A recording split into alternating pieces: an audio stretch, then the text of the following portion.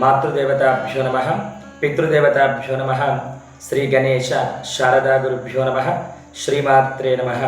Shri Vedagayatri జ్యోతిష్యాల YouTube channel వీక్షకులందరికీ నమస్కారం.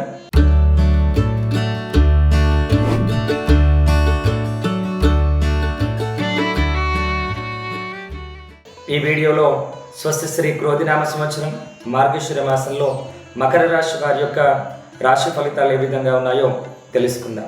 మకర రాశి వారికి వారం ప్రారంభంలో మిత్రులతో కలహాలు ఏర్పడేటువంటి అవకాశం ఉంది. ఇంటా బయట విశేషమైనటువంటి ఆదరణ పెరుగుతుంది. ముఖ్యమైన పనుల్లో ఆశించిన విజయం సాధిస్తారు. పలుకుబడి కలిగిన వారితో పరిచయాలు ఉత్సాహాన్ని ఇస్తాయి. ఆర్థిక వ్యవహారాల్లో ఒడిదుడుకులు తొలగుతాయి. ఆర్థికంగా కొంత ప్రతికూల వాతావరణం ఉంటుంది. గృహ నిర్మాణ పనులు ప్రారంభిస్తారు.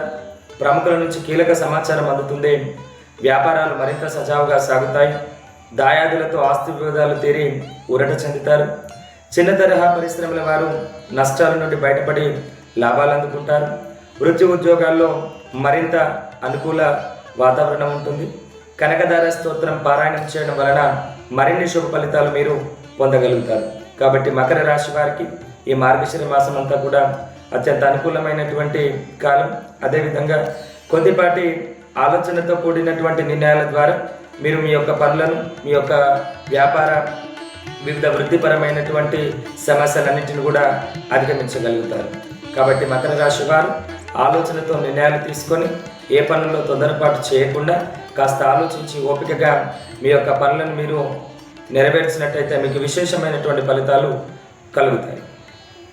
స్వస్తి.